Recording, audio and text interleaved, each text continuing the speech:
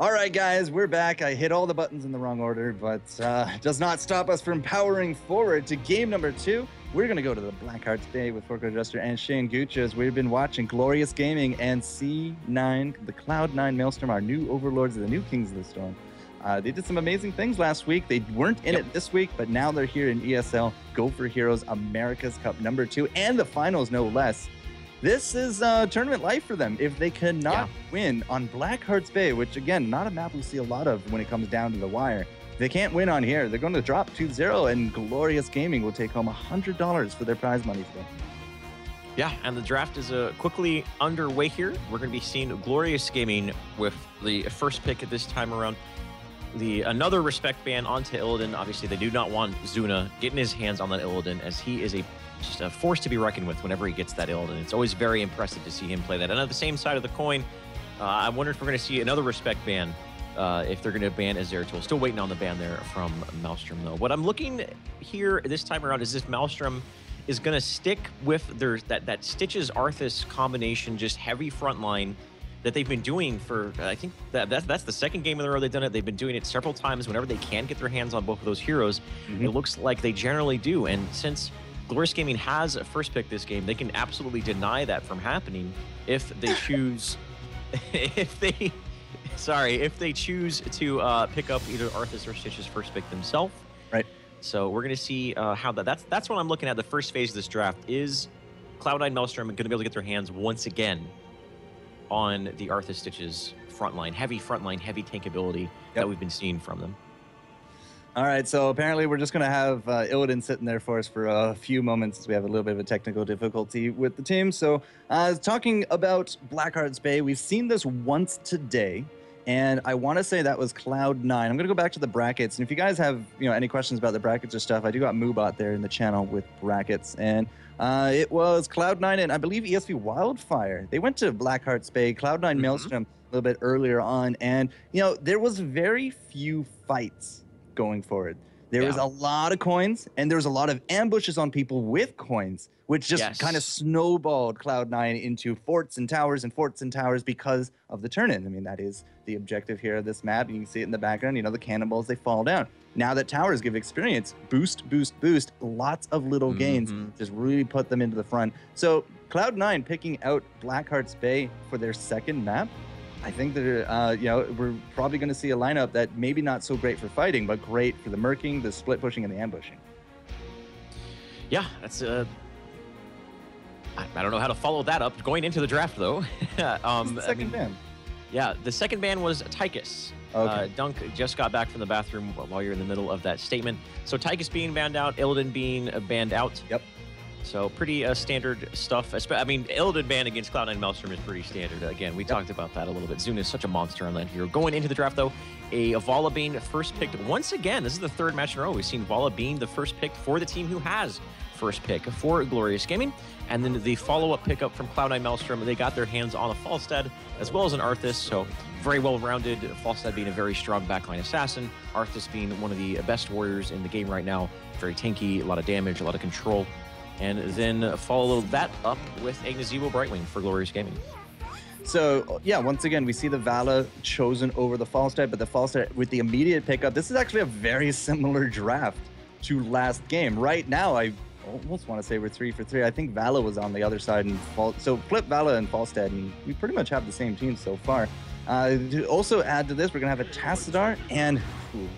Oh, there it is. Abathur. Come on, Dunk Train, Abathur. I absolutely love watching the Skeletor come out to play. But with the Arthas and the Tassadar is really kind of coming more into its own as less of an assassin, more of a support. A lot of shields, the Oracle for the vision, especially up against Glorious, because you can almost guarantee that it's going to be a Zeratul or a Kerrigan for Glaurung. And now with the Tassadar to help out with that, and look at that, Zeratul Chen is actually going to be the picks here. The Tassadar is just going to make life a lot easier to deal with that stealth.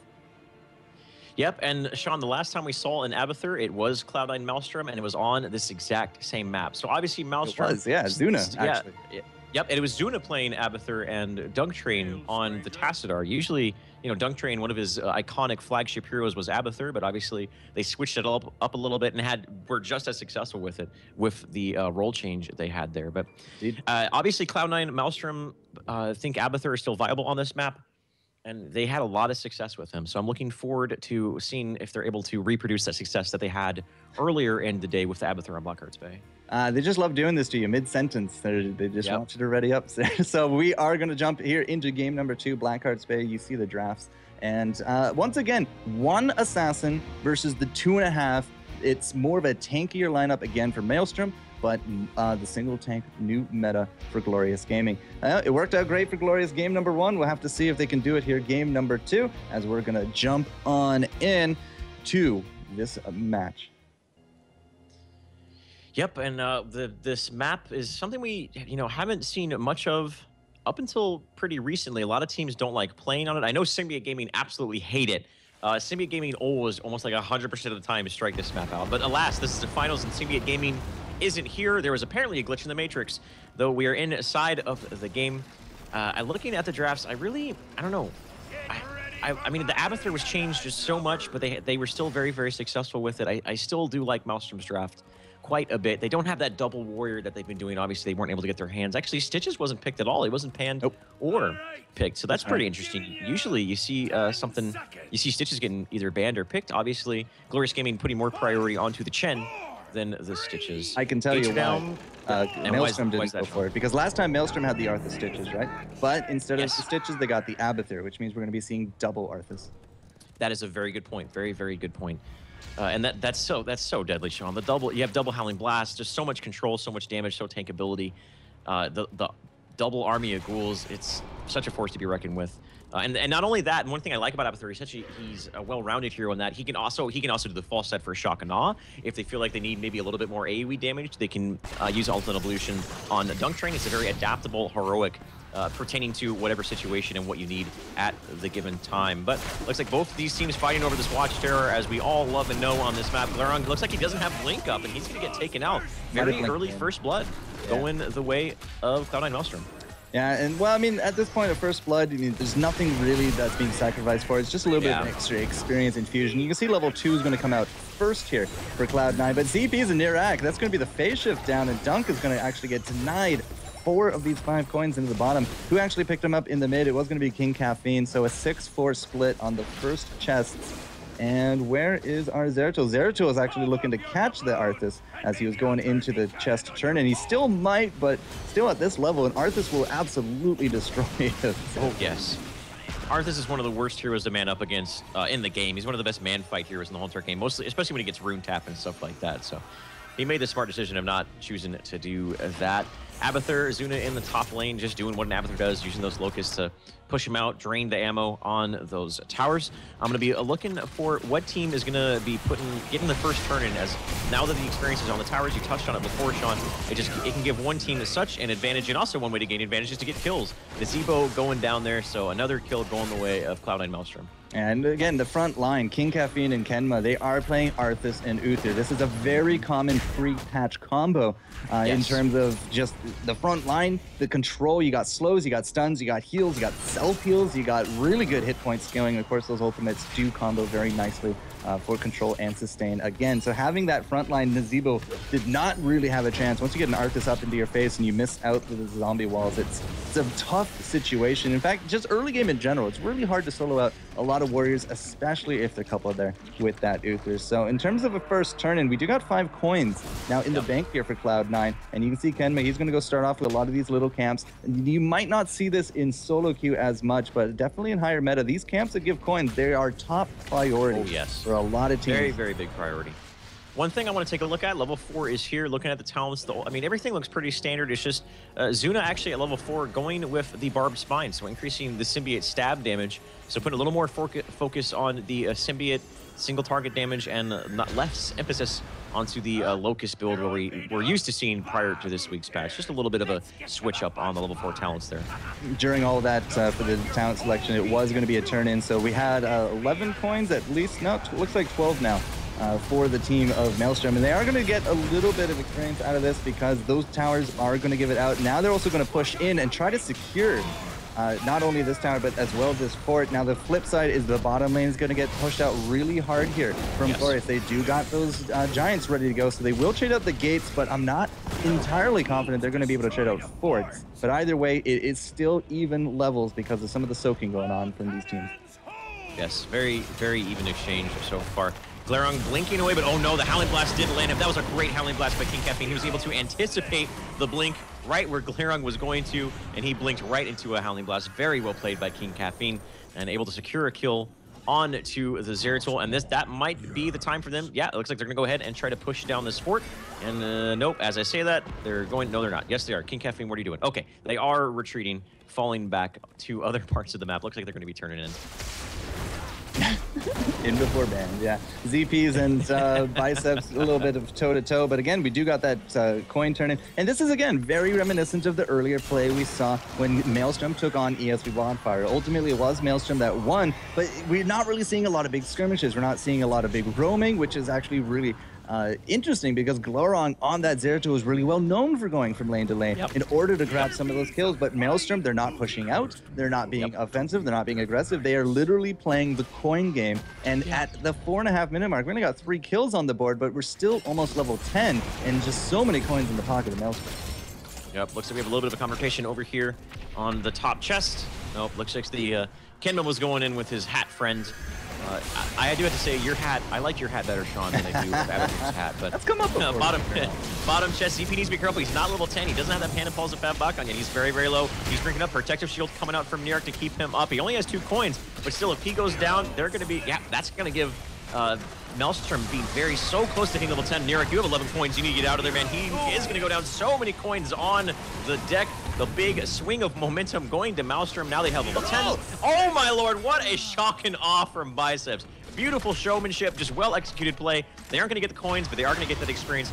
This is a great mid-game opportunity for Cloud9 Maelstrom right here, Sean. Yeah, 3 kills for nil, and at the same time, they picked up quite a few of those coins as well. And again, very reminiscent of earlier game. They only pick their battles with people that have coins, and then they go back, they use the map presence because of the diminished number of heroes on the map for their opponents, and they get more turn-ins. And this turn-in, at the end of it all, will actually be targeting down that top, which, of course, Zuna has been trying to push out with his locusts repeatedly. And unfortunately, it doesn't look like it's actually done too much. The gate about half, and the tower is a little healthy. So I'm not entirely convinced that this turn-in will actually be that fort unless we have some big push going with it. But still, almost, yeah, exactly, a level between the teams. Here's the heroic for both sides. Anything interesting, Mr. Shane?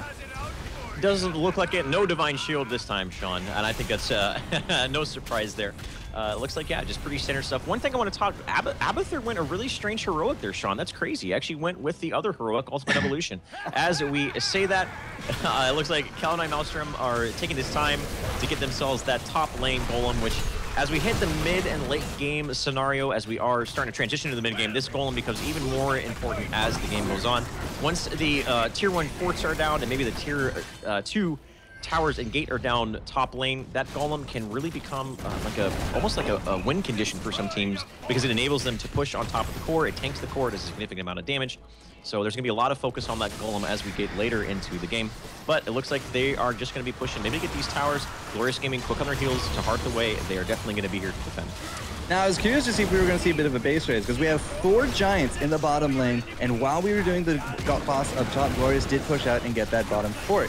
So they are still 2 levels below, but with a base race with 4 golems versus a boss and an entire team on both sides, I'm actually not entirely too sure which way that would go. We also have now a turn-in for Glorious, so that's going to be some more experience in their pocket. It's not going to be this mid fort, and I think Dunk is just going to be hanging out to ensure it's not with some shielding. But King Caffeine into the bottom lane, he did have a little bit of help, but they will grab the bruisers, and Zuna's going to try his best to clear out these giants, but the giants maybe going to actually take out this tower, but no, they're actually all going to get decimated just before we can take home the experience for Glorious. Yep, and one thing I want to touch on is that Glorious Gaming does not have a mule, while Cloud9 Maelstrom does, and that's a big deal when it comes to this map, because it basically, if you aren't going to take any buildings down with your turret, oh man, Kenma was looking for a Divine Storm there, but a beautiful polymorph from Nirak. That would have been like a 3-4 Divine Storm there, so very well done by Nirak, and actually made it Kenma waste the Scrim. Now here they go on to ZP. ZP does have his Panda Pulse to fall back on, because he's not going to be popping it quite yet. He's like, I'm all right, I'm drinking my brew, I'm still tanky, you can't bring me down. So no team's really committing too much to either team fight, but I mean, we're here at the almost the 8.5 minute mark, level 13 for Glorious Gaming, and they still got a big old goose egg hanging over them. No kills on their side yet. Yeah, 6 kills to 0. That's a really good point there, Mr. Shane Gutscher. But level 13 Talents now as well coming in, taking a quick look. Tassadar did actually take out the Shrink Ray. Noticed that a bit earlier. And back to Vala, you know, Coppenluck has the Frost Shot ready to go. So it's pretty much the pure multi-shot build. Glorong, if you guys want to know about a Zeratul build, this is it for sure. Yes. The Blink, Gathering Power, Rending Cleave, into Wormhole, double Singularity, and then Blink again at level 20. He just becomes so mobile and so very annoying for your back line, because he can blink in, get off the double with the cleave, and just wormhole back on out to safety. And then again at level 20 with the Bolt of the Storm as well. It's just the range on it virtually doubles. So it's really fun stuff to see. So if you are looking for that, definitely use that. And again, with that point of the Mule, look at this mid tower. It was basically dead to right with a 5-man imposing coming on top of it after all those cannon shots. But now the little Mule has been working his gears off, man. Yep. That's the power of Mule on this map. That's why I kind of touched at it, because it is a really big deal. What I was trying to say before that team fight started out is if you do not get the kill on the building, then it pretty much just, you wasted a lot of coins, a lot of time, a lot of resources in doing a turn-in, and it just completely gets negated by that Mule. So, and again, it's a big deal that Maelstrom has a Mule while Glorious Gaming does not. So Glorious Gaming does not have kind of that mechanism to fall back on. Once we get into the later stages of the game, where, you know, a keep or two are down and things like that, they have to worry even more about, oh my lord, a Shock Knot going down there. It interrupts 3 of them from doing the turn-in, does a little bit of damage, but looks like it was just a delaying tactic. TP going in there, taking a lot of damage. He needs to get that Panda Pels off. He does get the Panda Pels off. There is the second Shock Knot being brought down there from Biceps, the actual Falstad. Keen Caffeine getting picked off there, which is rather surprising, but that was set up by a phenomenal Void Prison from Glarong there. Like you said, Sean, Glarong is giving us a clinic on how to play that hero, how to build that hero. Very well played by him. Yeah, always is. It's always a pleasure to watch Glarong on that Zeratul if he's not banned out. And we've seen that in game number 1. Game number 2, though, we do got some chests up. Coppenluck has 2 coins to his name. That could be the end of the world if he does go down. But Kenma Abathur combo is going to be enough here with Biceps to grab at least 1 kill. Nirak is going to be in some trouble because Kenma can't stun him out of a phase shift, which means that Nirak basically has to rely on his cooldowns and some quick thinking. He's going to get out a little bit of a lead on top of these guys. Here comes Biceps with that barrel roll, but I think basically we're dead to rights here, and he knows it. So he's just going to get that death timer over and done with.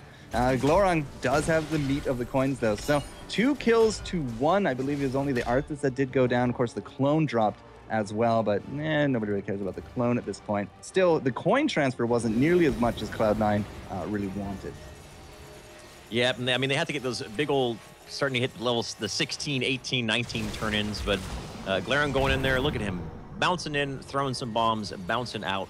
That's how you play Zeratul, ladies and gentlemen. So much fun to watch him play that. But yeah, they're going to have 8 being turned in here, so they almost have enough. They just need 2 more. If Kenma turns in, they only need 2 more coins. But it looks like, nope, they're going to come back to that later. And once again, look at the work that the Mule is doing on this fort. It is almost back to complete full HP, man. That's going to... So the next time Glorious does a turn-in, and if they don't make some sort of push mid lane, it's going to do a significant less amount of damage than it would have if that Mule was not in this game right now. So that's just it's a really big deal I keep going back to. And it looks like both teams just kind of rotating across the map. There's the turn-in I was talking about. That's what Cloud9 Maelstrom was looking for, was the rest of those coins to turn in, and they're just playing to the map like you talk about, Sean. The last time I saw them on this map, this is exactly what they did. They're doing it once again. Yeah, they're playing PvE, and some people don't really like that kind of terminology, but I mean, essentially they are playing to the gaming environment, to the objectives. It's all about the coins. It's not about the kills. And 8 kills to 1 in a 12-minute game, it's still interesting. It's interesting to see the picks and the bans, and it's interesting to see the way that everything is being executed. And again, there's that double Arthazuna going to be in that front line, just warding the enemy team away from this Golem, and it looks like it's going to be successful. Golem goes down just too soon, and ZPs are not going to be able to jump on top of that. However, Nirak does get jumped on top of, and now without that support, I don't think Glorious has really a chance to take this fight. And yeah, ZPs isn't even going to use the Panda Pals for it, but he chopped so many coins. Oh my lord. The rich keep getting on richer here, Sean. As Cloud9 taking a very good team fight, getting the golem. They now have a significant more coins. They're going to pick up this bruiser camp with help of the bribe from Biceps Falstad. And this is becoming a sticky situation. Oh man, Clara going in on Biceps. He's not going to get the kill on him. A quick shield and Holy Light on top of him. He's going to get topped off and back in the fight right away. But this is a sticky situation when this keep goes down, because I'm pretty sure it is going to be going down here, Sean, where not only do they have to worry about the turn-ins and just losing by the mechanism of the map through the turn-ins, now they have an Abathur to deal with split pushing them. Abathur's level 16. He has that, his split pushing just skyrockets once he gets that talent at level 16. It's so hard to deal with. He's just going to, Zuna's going to be doing his best to keep these lanes pushed in, keep Glorious inside of their base, do not allow them to leave their base, and allow the rest of his team to roam around the map, get camps, get coins, and win through that. We have 15 coins right now over the entirety of Maelstrom. They picked up 2 more there from King Caffeine. They're going to pick up 2 more here from the other doubloon camp, and that will put us at 19 coins, which is, again, enough for another turn-in. The top keep is down. The gate in the mid is down. That keep is actually not looking so good either. It's really only the bastion of the bottom for Glorious. That's actually going to be really good for them. King Caffeine's going to actually drop. Really nice pick off. And Chess just spawned. That's going to be a big cash infusion to Glorious. But they got to be very, very aware of this. One more turn-in is almost guaranteed the death of both forts. Yeah, this looks like Glorious Gaming are going to get themselves a turn in here, but as I say it once, I say it twice, I will say it twice. That fort is at full HP. That turn-in is not going to do nearly as much damage as it would have if it wasn't for that mule. The mule factor, boys, showing itself in this game here, and just mitigating that turn-in damage that otherwise would have been more than likely 2 forts. Looks like Glorious Gaming just rotating down to the bottom, getting their bruiser camp, trying to get themselves a foothold. A little more pressure on the map for them, as they cannot fall behind in map pressure. They're dealing with the top keep being pushed down and a level 16 Abathur. Yeah, the top fort is actually gonna, it will live, and I'm actually really surprised. I'm a little surprised that the gate was even still intact in the top lane. Glorious just has not really been able to do a lot of pushing into that top lane. Big thanks to Abathur for that one, as well as the mules. But one more tower shot? No, not even. But look at this. Glorious, they know what's up. They know that this is going to be a big contested area, so they're right here ready to give all their money to Blackhearts. And that wasn't enough. No. 13. My heart goes out to them. Yes, and look at the situation Glorious is in. This is such a frustrating position to be in. Mid keep went down without Glorious doing anything about it, just because the lanes are being pushed in constantly with the help of Zuna's Abathur. Now they're down 2 keeps right here at the turn-in, though. ZP is getting initiated on. There's the ultimate illusion on Zuna. Panapel is coming out, keeping ZP alive. He needs the rest of his team for anything to come of this go. A pretty good void person, but ZP jumps right into it, so he's not going to be the match right now. King Caffeine, there's that Ravenous Spirit they were looking for. A lot of damage going on to King Caffeine. Protection shield on top of the shield from Tassadar, keeping him alive just barely. That was so close for him going down, but that is the damage. That is the strength of Arthas. He's so hard to take down with his kit, with the Death Coil, the Army Ghouls. There's a Holy Light keeping him alive. King Caffeine finally is going to go down, and unfortunately, right on the cusp of level 20, he is going to be down for just about a minute. That's a 2 for nil exchange going the way of Glorious Gaming. This is looking good for Glorious Gaming here. They got themselves a lot of coins. Wow, this is looking, I mean, it's still a dire situation for Glorious Gaming, but to get them back into the game, they needed something like that, Sean. Absolutely. I mean, they got not only the clone, but 3 kills on the back of that. And, you know, hey, they needed 1 more coin, but look at the cash infusion. 11 still in the bank here for Glorious Gaming. They have actually sounded the comeback horn. That's going to be the fort top. There's no fort bottom. That means it's going to be the gate mid. It's going to be some big infusions into their experience, and that should actually put them very close to level 20 by the time all is said and done. They are cleaning up all this catapult pressure. They got 3 seconds left on this bruiser camp as well. So we're actually in a very good spot for a very even level 20 coming out from both sides. And, you know, if you can't deal with the Ravenous, we've seen this time and again, not just these matches, but overall in high meta NA, if you can't deal with the Nazebo, the damage just racks up. And it was a full duration Ravenous. It was ZP is doing the body block, and he played that out very, very well in that last team fight. He didn't go down. He got 2 kills. He soaked up so much damage and so much attention from Cloud9. I got to give big props to the team, because everything came together, and now here we are, level 20, and it's basically neck and neck for experience again. Yep, and it looks like Syracuse on the Zebo going with the Annihilating Spirit. I agree with that decision. He doesn't have to worry about too many like long-range hard stunts to interrupt his Ravenous Spirit. But no. Glorious Gaming. They aren't even hearthing yet. Only Glaring is hearthing.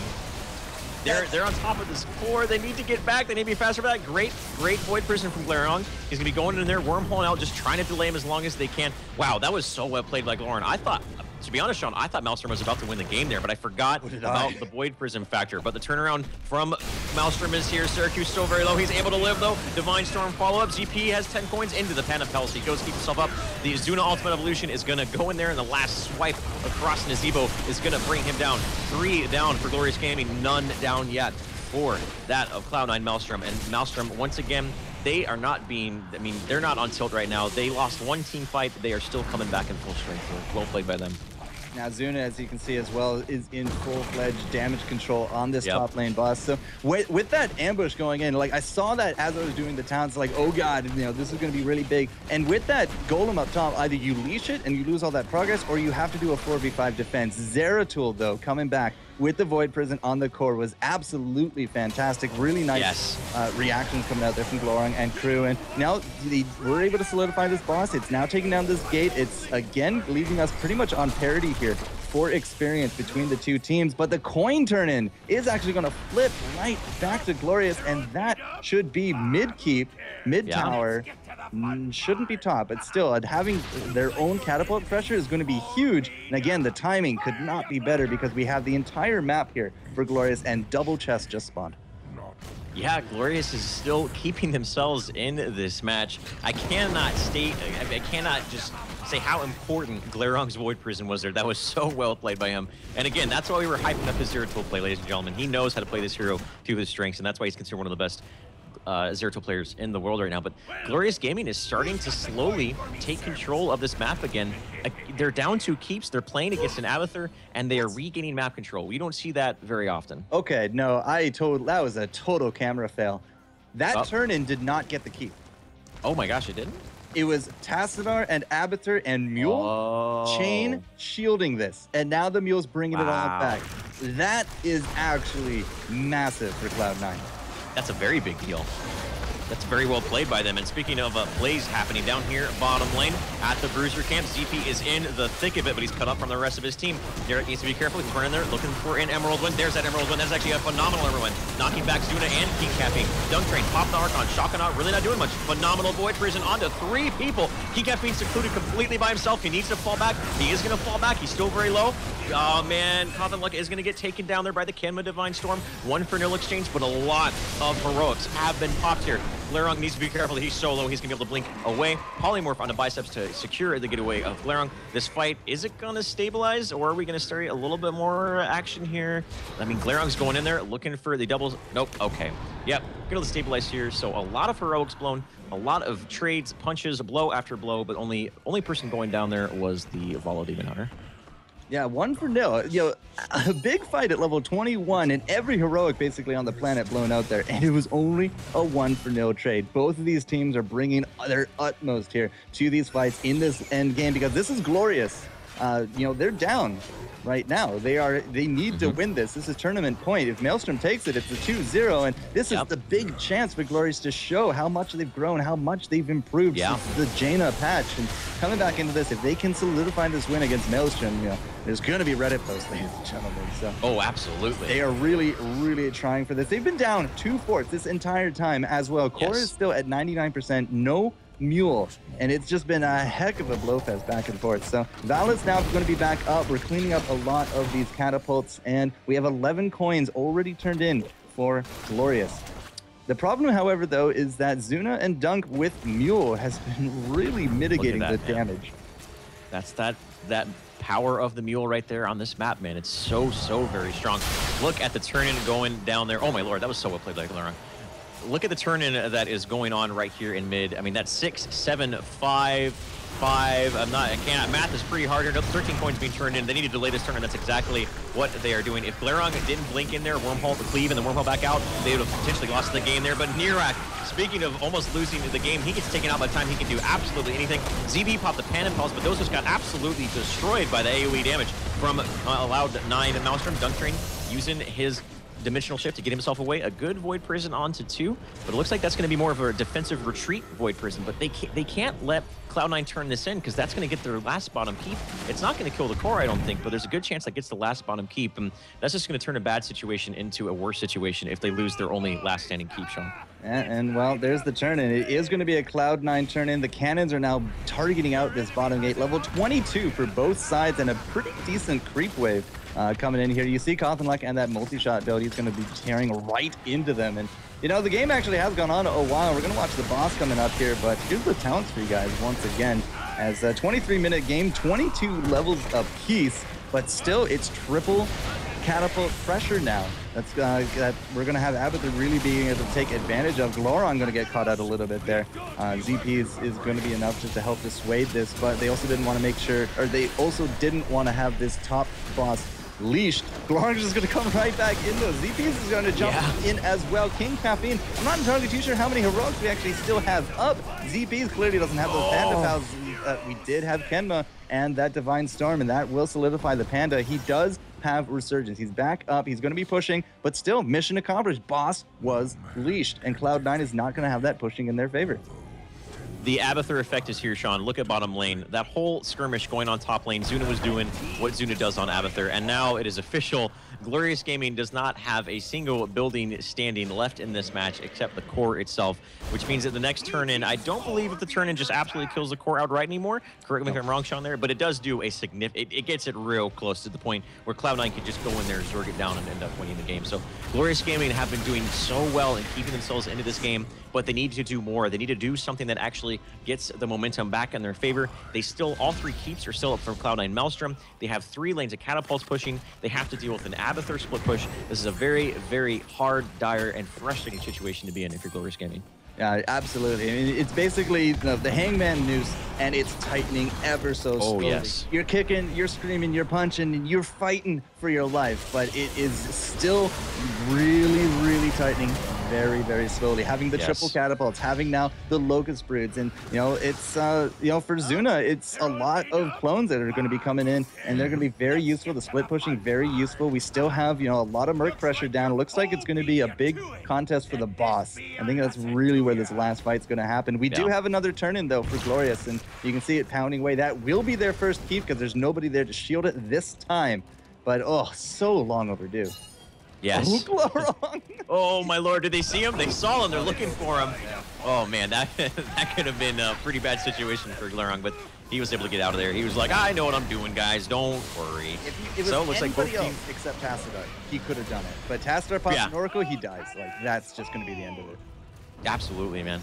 Both teams are starting to show up a defensive posture here near that golem. Like I said, at the later stages of the game, that golem is such a huge point of contention, especially when you're down 3 keeps. If you're able to get a golem on top of the fact that the enemy team has no keeps left, that's a really big deal. But look at Maelstrom falling back to the turn-in, and let's see, they have 18, they have 5. They have enough coins for a turn-in here. 22. So Glorious Gaming needs to be fast. They're not responding quick enough, man. Actually, Zuna, with his Ultimate Evolution on the false side, is playing kind of a delay game and keeping them away from there. So that's going to be a turn-in, and if it doesn't kill the core, it's going to be real close. Oh, yeah, but we also got the YOLO Rush coming in. As you said, it's going to bring it real low. Any kind of damage they can add to it is a guaranteed victory, and victory is what they are tasting right now in their mouths. They're going red. They're going to go ham on top of this core, and ZPs and crew, I don't know if they can put up this defense. They're going to try, though. Cothenluck with that strafe. You see the Emerald Winds going out. Where's the Void Prison? Arthas is going to be down. Biceps is down, but it's not going to be enough. We got 3 cannons in the bank. I don't think that's going to be able to stop it.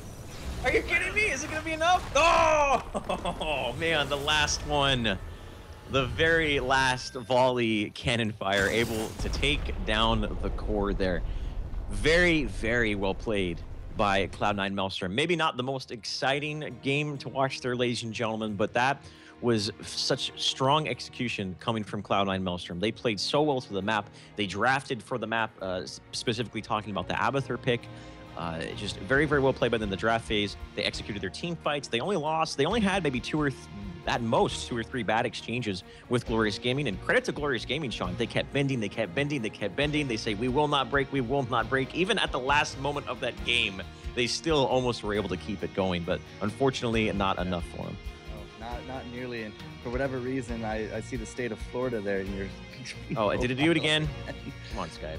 Very well played, though, from Glorious. I cannot understate how well that they hung in there. But again, going back to the hangman noose, it finally, it was just too tight. There was too much going for Maelstrom. And that turn-in, like, it doesn't matter if it's a suicide push. They do 10% damage, and that's going to be enough. The VP at the end was so close to being like that 2% kind of thing, but just wasn't in the cards, and that means that Maelstrom wins 2-0 here for the Go4Heroes Americas Cup #2. Congratulations to them, because last week it was Symbio Gaming #1 and Vortex #2, because Maelstrom didn't play. So now back-to-back, we see some really high rankings coming out from both Cloud9 teams. As I want to say that Cloud9 Vortex took 3rd place, but actually saying that, I'm not even too sure they played 3rd place. Let me see. I had the ranks. No, Symbio got it.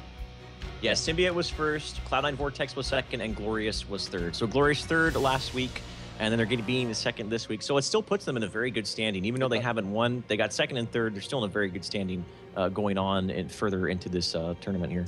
All right, so that means the finals is done. $100 and 100 points go the way of Maelstrom. Glorious Gaming comes in second for, I believe, 75, and Symbiote for third for 50. All of these points do coalesce into the monthly, and there we're going to have some big money prizes, $500 on the line, I believe sometime in January. So, guys, look forward to that. Thank you all so much for joining us today on stream. We peaked 700 viewers by the end of it all. And, awesome. A lot of people to thank there. You guys know who you are. You're all awesome. And speaking of awesome, Mr. Shane Gucci, you've done a terrific job today. Where can people find you if they'd love to hear more? Thank you for the generous, kind words there, Sean. You can find me on Twitter, of course, which is just Twitch, good Lord. Twitter is /Shane Gucher. My Twitch TV is Shane Gucher Gaming. Make sure you check me out on both of those social media websites. I'm very active on Twitter. I post a lot of, kind of random stuff, mostly stuff pertaining to Heroes of the Storm, but also now and then I get a little nerdy on my Twitter. So if you're into that stuff, check it out. But on Twitch TV as well, I have been ramping up my stream much more as of the past week or two. So if you guys want to come down, I love teaching and going over the fundamentals of Heroes of the Storm and whatnot, and just overall having a good time and doing a lot of shenanigans on my personal stream. So make sure you check me out there. And Sean, once again, thank you so much for having me, man. I had an absolute blast. I can't wait for looking towards the future. I can't wait to cast with you and all the other great casters we have in the Heroes of the Storm community. Yeah, no, and speaking of some of those other great casters, today we saw streams Xander the Gamer, Mr. J Pickles, Zoya TV, Solid Jake GG, hit up them over at Twitch TV, Solid Jake. The Kubi was there with them as well. We also had some guests from EU, Tetcher and GXX Shock. Did a few streams there as well. Big thanks to everyone that does get involved here with the hero scene, because it's an awesome scene to be in. We love to have you. Thank you so much again for ESL for allowing us to do the broadcast, and congratulations again to all the teams. We are done. We are out of here. Of course, if you like all the FourCourtJester stuff, find me out there, Twitch, Twitter, YouTube, Facebook. Hit the buttons here. Love to have you, because I'm going to continue working on the overlay, continue working on a few tools. And, next time I see you will be sometime in January, but we got Kings of the Storm finals next weekend. We got the Go4Heroes America's Cup #3 next weekend as well. Lots of stuff to be watching. Enjoy the Nexus, guys. We'll see you in there, and have yourselves a wonderful, wonderful week. See you guys. Take care.